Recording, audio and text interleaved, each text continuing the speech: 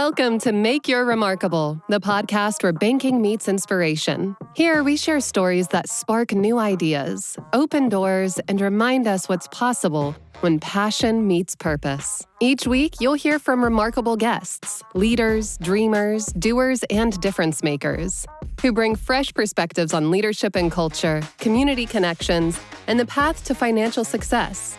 Wherever you are on your journey, their stories will encourage you to think bigger, live bolder, and make your own remarkable. So let's dive in. It's time to make your remarkable.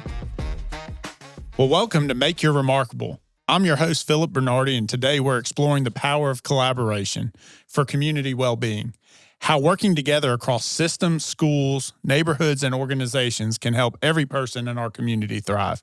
Our guest is Erin Thompson Podvin. Hey, Erin. Hey. Executive Director of Family Connection Communities and Schools of Athens. Erin leads efforts that connect students, families, and residents with relationships and resources they need to succeed, whether that's in school, at home, or in greater Athens-Clarke community. We'll talk about what collaborative community means to you, building community building in action, the impacts you can have, and practical ways everyone listening can be part of a meaningful change. Erin, we're glad to have you. Welcome. Thank you. Thank you. I'm glad to be here. So tell us a little bit about your background. How did you get into this work? Tell us about your journey and education and community engagement along the way. Okay. Well, I guess I'll kind of jump in. I found myself in the Athens area because my stepdad's job brought us here. Okay. In the late 80s, 1989, the heyday of REM. And now all I knew is we're moving to this town where these guys are singing Stand in the... But so I came and I graduated from Clark Central. Okay. And then I left the area. I went to Boston University. Okay. And one of the things that I really took with me since a young age was volunteerism. My family always instilled volunteerism. In high school, my mom was on the board of the Athens Area Homeless Shelter. I remember, not to mention cooking meals, but eating dinner there, doing my homework at the shelter. Just, it was a normal part of our life, was really to give back to the place that we lived, so that we could all be better off. So I did a lot of volunteer work in college, alternative spring breaks, and other things around the Boston area.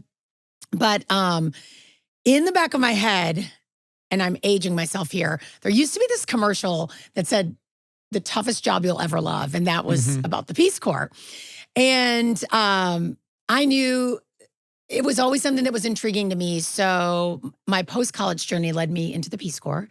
And I spent about 2.5 years in rural Guatemala as a volunteer in community health. What I did on a very, what's the word I'm looking for? Fancy level was I dug wells, I built latrines, I carried a machete. But I was working and collaborating with the community members to bring things to them, simple, sustainable technologies, like I said, wells, latrines, places to store their harvest, things that they could use to feed their family, that was making their life, their quality of life better, their health. So, So a product of the Clarke County schools. Yeah. Pretty cool to come back. Yeah. So talk about what led you back to the schools. From Guatemala back to Clarke County schools. Yeah. So when I came back, my sister was engaged and I had plans to stay in Athens for 3 months.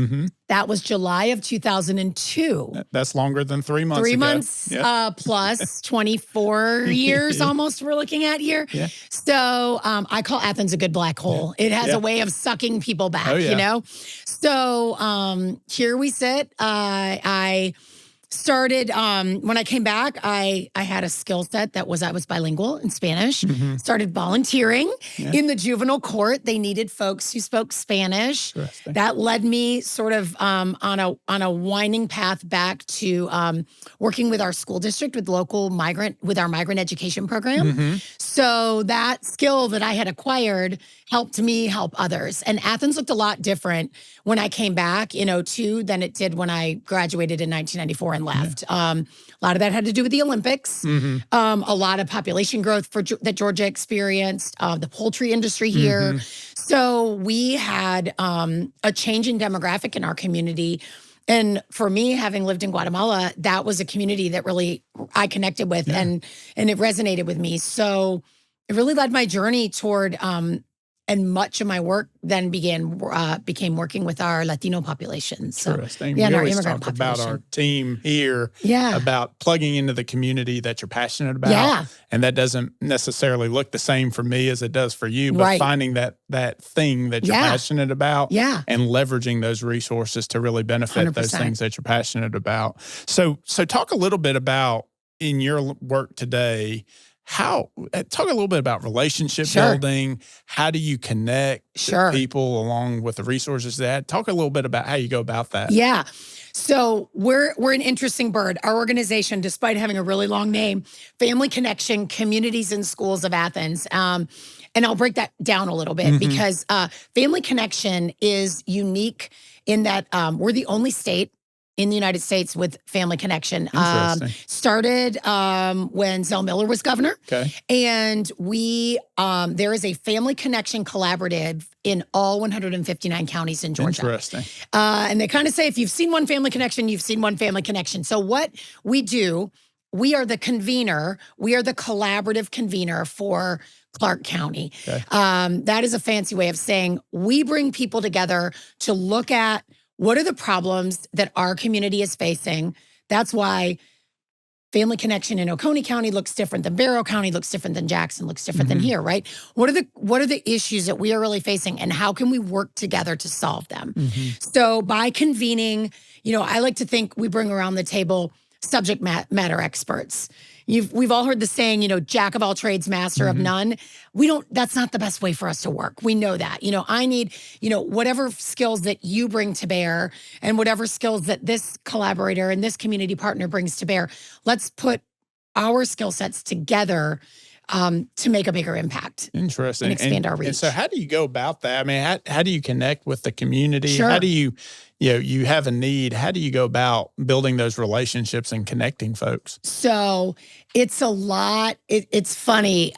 You do become this sort of yellow pages in your own head of knowing, okay, who to talk to and who really understands, whether we're talking about, food insecurity or workforce development or housing instability, health, physical or mental health, those go-to people that can move needles. So one way is we do come together as agencies. We try to come together once a month and talk. And some months we might do bring a speaker together to talk about something that's affecting all of us. Sometimes we're just there to talk and say like, hey, this is what's really bubbling to the top, and think about ways that we can work to solve those problems together. But another unique way that we work, that our organization works, and I realize I haven't addressed the communities and schools side, but another unique way that we work is we collaborate with the Athens Clark County government. They are a big funder of our work, and we have 19 folks on our team called neighborhood leaders. Okay. And the neighborhood leaders work out in the community. They are boots on the ground, and they are located in it's loosely every elementary school zone. So they're called prosperity zones. There are 14 elementary school zones in Clark County. There are 16 prosperity zones. I gotcha. And then we have 3 folks that focus specifically on SNAP outreach. So folks that need to connect with SNAP benefits. So those folks are working on a hyper local level. They are neighborhood. You know how you have the unofficial mayors in the neighborhood? Oh, yeah. We've got the mayor, but then you have the person that you can pick up and call. These are the folks that are moving and have built trust in their areas. Many of them live in the neighborhoods where they work or the areas where they work. Maybe were raised there, know the resources in the areas, know the problems that are really facing the areas. So they can really drill down and focus and try to help build the capacity of the residents that they're working with. And those are the boots on the ground. Those are the boots on the ground. The making those connections. Yes, making those connections. Sure. And then they work together when we're talking about collaboration. So the other side of our name and another big piece of our work, Communities in Schools, is a national dropout prevention organization. Okay. CIS works on, we like to say, we call them the ABCs, and we say, what are the non-academic barriers to kids being academically successful? And we try to focus in the areas of attendance, behavior, and course completion. So, why is Philip acting out in class? Well, he's acting out because he can't see the board, and a pair of glasses would help him read the board and be able to follow along. Why is, Susie sleeping in class? Well, Susie is unhoused right now, and she's not getting consistent food, and she doesn't know where she's laying her head tonight. And it's some of those things. So we're working on those pieces that aren't the reading, writing, and arithmetic, but that really affect a student's ability to learn, to focus, and to be successful. Intro. Well, I was going to give you a hard time because you did date yourself with the Yellow Page reference. I know, right? And so, for the younger listeners, that's like Google from back in the day. Yes, it was a real book, y'all. So when you talk about fostering collaboration amongst so many different organizations and you have competing interests. Totally. We talk a lot about at the bank is like my view of the world may look very different than somebody else, but we have to come together and collaborate to achieve the mission of the bank and our community. There's several competing interests there. So how do you navigate that? How do you address those challenges to keep the focus on what you're really trying to do within the schools and the community? That's a great question. It can be hard. At the end of the day, we all, I think, want to believe that it's a dance because you're thinking about how do I keep my staff, employed? How do we have to think about things like fundraising. We have to think about developing, support and partners. And you can get a lot of competing interests in those spaces, especially in a town, in an area, in a community that's, let's face it, we're not that big, and you've got a lot of players. There's a lot of numbers that get thrown around regularly about how many nonprofits we have. It's in the several hundreds. Now, some of those are very small nonprofits who, it might be someone who does it on the part-time, it's a passion project. And others are, I have a team of 35, other nonprofits are large in our community as well. And we have to function like a business. So you're having to think about those pieces while also thinking about sometimes putting that aside to say, how are we going to come together around these issues that this matters to all of us. This is going to affect all of us. So there's a lot of conversation with other nonprofit leaders.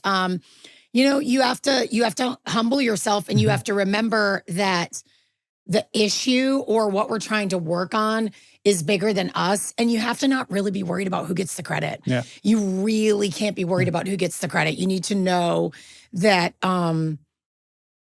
we did that and that was great. And maybe you get a slap on the back or maybe you get a shout out and maybe you don't, but there's people that are sleeping easier or there's people that have food, on their plate or there's people that now have housing because you put aside ego and you put aside, your own personal interests or the interests of your organization being in the limelight. That's right. We always talk about our mission and vision at the bank. Yeah. And it doesn't matter who gets the credit as long as we're living out that mission and vision. And so trying to put ego aside and not making it about one person, but the greater good. And I'm sure you run into that quite often. Yeah. And we have to, let's all be honest, we want our name. We want people to know who we are when we say FCCIS. We want people to recognize our logo or know things that we're doing in the community. And that's always a delicate dance, but and it's one that I'm sure, how long have you been in the role again? So I'm coming up on 2 years. Gotcha. And so I'm sure you've, spent the first 18, 24 months just learning all of the players that are. Talk a little bit about coming into the role, how you were able to kind of assess where you were at and more importantly, where you're going as an organization. Good question. So I will say I do have a little bit of history with the organization. I am a past board member, and that that was, again, as a result of collaboration, because when I was on the board, I was working for the Clark County School District at the time in our family and community engagement space. Okay. And so I served as I was the proxy for then Superintendent Zernona Thomas on the Family Connection Communities and Schools Board. So that was sort of my first foray. I knew the organization, had collaborated with the organization, worked with the neighborhood leaders, worked with the site coordinators in my work in CCSD. But it was my first time sitting at the board table, understanding sort of how the sausage is made, you know, how you keep the doors open. And was there to go through some strategic planning, and was there when the former executive director announced sort of a long timeline to retirement. And then I went about my way. I actually moved on, and Philip and I met through ESP. So after CCSD, I spent a couple years at ESP. And it's interesting. I think we go along and put things in our toolbox that prepare us for our next step in life, for our next career move, for our next life journey. And I can say without question, you know, things that I learned as I, you know, helped grow out some new roles at ESP that never existed, and helped to build processes and refine in a time of change. Those helped arm me for what I'm doing now, because I came into this role. I followed a founder. He had been there over 30 years. And the organization had been a variety of iterations of itself. So, but at a time where we had to look at some change to be relevant, to be solvent. You know, so it's been a lot of refining process. We established core values for ourselves. We revisited our mission and our vision. I am blessed to have a hands-on working board. And I think that you can't do things in isolation. You really have to lean on people's strengths, the same way that we bring those community partners around the table and say, you know, homelessness, you can talk about food access, you can talk about this, and we need to wrap around our residents. I need to lean on my board members and say, you're an attorney and you can read this contract, and you're a banker and you can help as we're looking at, you know, do we have the best banking, you know, accounts that we need? And you got to lean on all of that and work together. I always say that challenges in the rearview mirror are just opportunities to learn and grow. Yes. At the time, it doesn't feel that way. Yeah. But those challenges, really, when you look back, you're like, man, that made me who I am today, or positioned me really well for that. Absolutely. And you just got to navigate that so that you come out stronger on the back end. It's so true. And I think the best leaders are those that can realize that we don't know everything. And one of the things that I've always been very upfront about is, if I don't know the answer, I'm not going to tell you I know the answer. I'm going to try to find the person that knows the answer. And I consider myself a connector. It's ironic. When people ask, how do you describe yourself? I say, I'm a connector. One of my favorite things is when I can introduce two people and say, you all have this in common. It could be anything from, like, you both like to quilt, to like, you both, you know, have a passion for XYZ, and then kind of stand back and see how that bubbles and what comes of that connection. So that I am, you know, leading an organization called Family Connection is really neat. And I think that, you know, making those connections that are going to better our community is really important. That's pretty awesome. So you're the chief connector. At Family I like Connections. that. Yes. You might, if you see that on my LinkedIn, you go know, for later, I think I call myself a caffeinated connector. Oh, because I like that. I can't do this without caffeine too. Amen to that. Yes. Yeah. So tell me a little bit about, 2 years in the role, you kind of got your feet under you. What does the future look like for Family Connection? What is your vision for what the organization can be, and where y'all are heading? So we like to say that when communities connect, people thrive. So I think when we go about our work, and as we're changing, I think we try to, or as we're growing and refining things and sort of looking, we keep that in mind of how can we help our community. They say a rising tide lifts all boats, right? So how can we all be a little bit better off? Now, for the organization, that means our team is better off. One of the things I know about our organization, many of the jobs in our organization, they aren't jobs where people are going to stay forever. But if we can equip people in those jobs for the next version of who's their next best version, and they're ready to step into that next thing, that means that we're building our community members, that we're building their capacity. And then, when those team members turn around and develop their residents and build their capacity so that they have, self-efficacy, and they can have confidence in, advocating for themselves and advocating for their child. A parent who has limited English proficiency, but they know, like, I know how to advocate for my child, when there's an issue at school.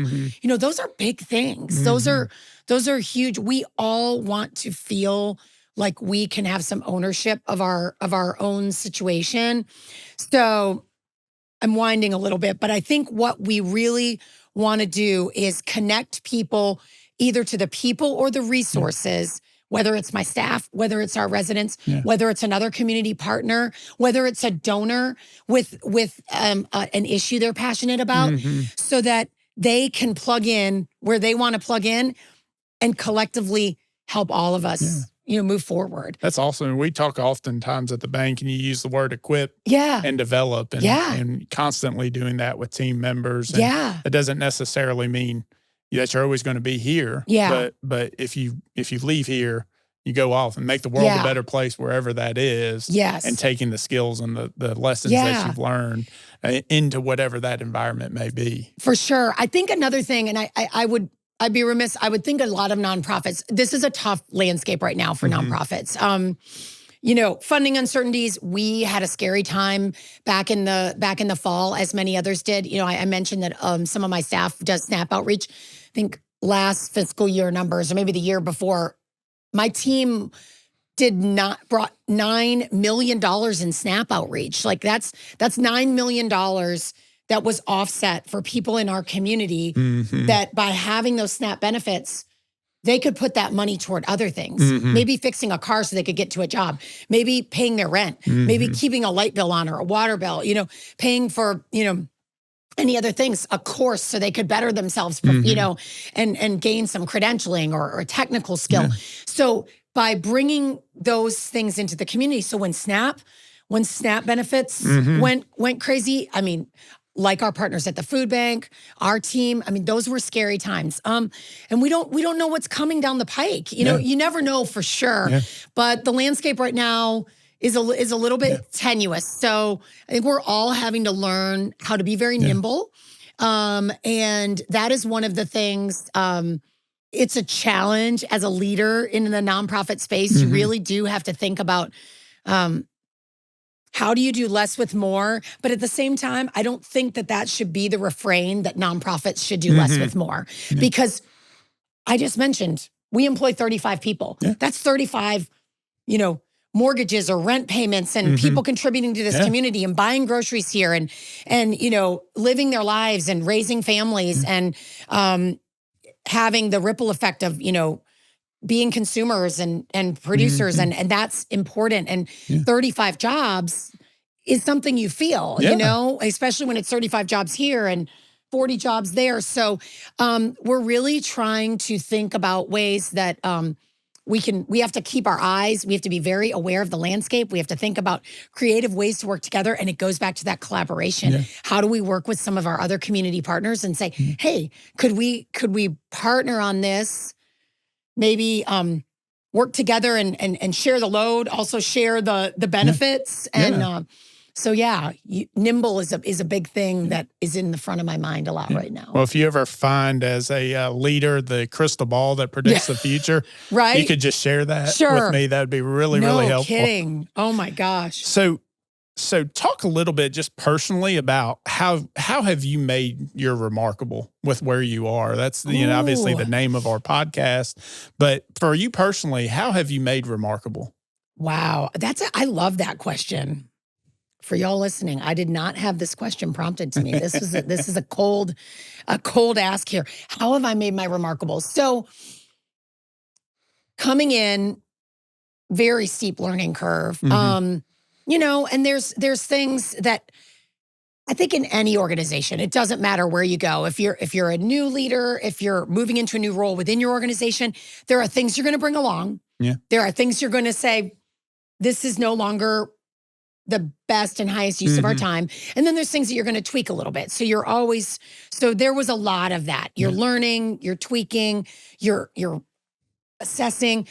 So every day what I would try to do is find my win, And I think in that way, keeping positive, and there's been, we've had some tough times and looking at staff and knowing, we didn't know last year, every year when we go before mayor and commission and there's a budget that's set, it's, what's the budget going to look like? Will we get the funding that we need for the positions? Are we going to be able to look at giving people a little bit of a bump this year? Are we not? It's all those things. It's those big things that can keep you up at night. And you can get to a negative place quickly if you let yourself.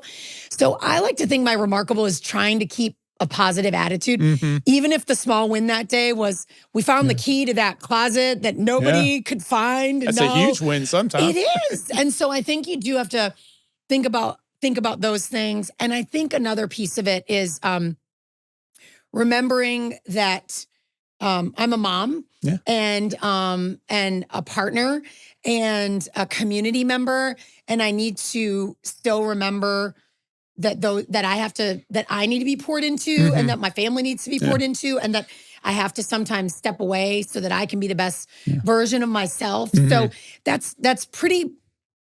That might be a basic remarkable, but I think even just keeping that top of mind, like sometimes it's time to walk away from this because there is a baseball game and there's somebody that needs you there, right? Yeah. And other times you might miss the baseball game because this community need is going to take a priority, but there needs to be balance. Yeah. It can't be all or We often talk none. about, or I talk often about work-life integration. Yes. Is when you show up, you don't stop being mom. No. You don't stop being a leader. Yeah. You don't stop being a partner, but you have to balance all of those. But you can never get them in balance, but you have to learn to integrate them together. So that's very true. So what, fast forward 30 years from now, what do you want to leave behind at Family Connection? Ooh. What do you want your legacy to be there of the things you brought and where the organization is? I think that if people know that I cared, that was, and that might seem, that might sound flowery, but I really, I firmly believe, my husband and I, and again, it goes back to my upbringing, but we do believe that we both have a responsibility to our community, the community that's providing us opportunities.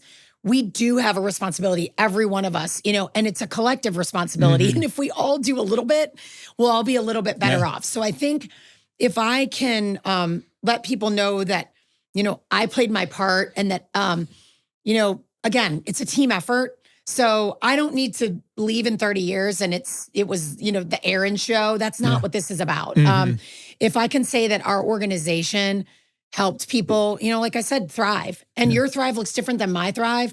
But a lot of our neighbors are barely surviving right now or getting by or trying to survive or, but thriving is different. And I think if we could help our community feel like, okay, today was a good day. Yeah. And find those wins. Yeah. And find those wins. I think that I would consider that an accomplishment. Well, that's awesome. So if I want to learn more about Family Connection and learn more about the work that you're doing and how to maybe benefit, because you did say all 159 counties, there's a similar organization in every community that the bank is in and across the state of Georgia. Yeah. So tell us how we find out more specifically about Family Connection. Sure. So for us here locally, obviously, I'd say, come visit our website. We're at fc-cis.org.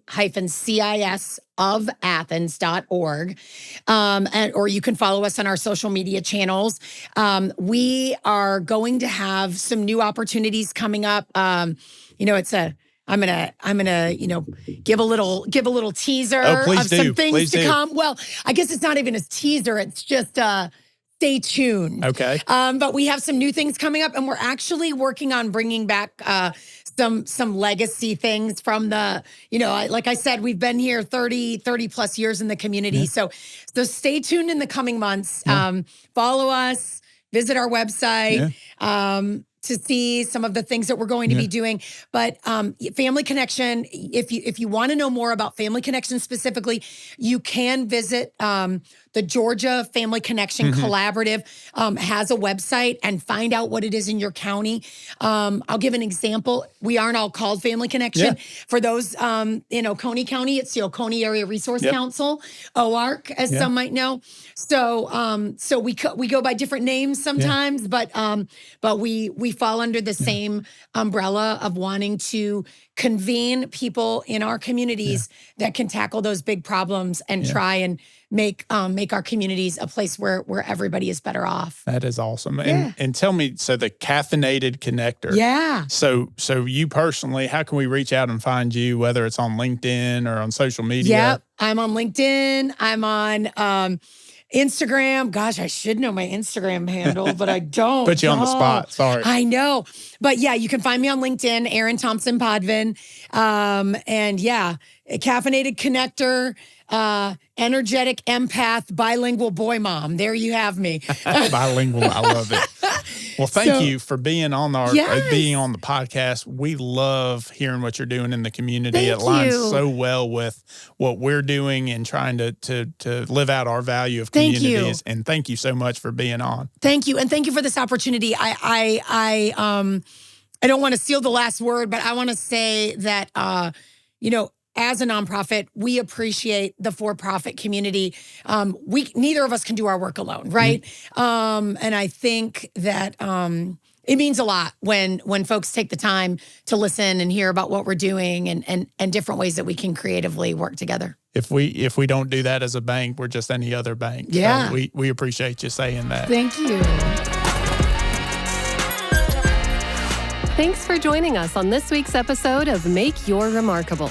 If you enjoyed the conversation, leave us a review, share it with a friend, or follow us on social media at Oconee State Bank and at remarkable_mortgage for more remarkable insights. And remember, at the heart of every journey, it's not about the process. It's about the purpose you're building, one bold step at a time. Until next time, keep making your remarkable.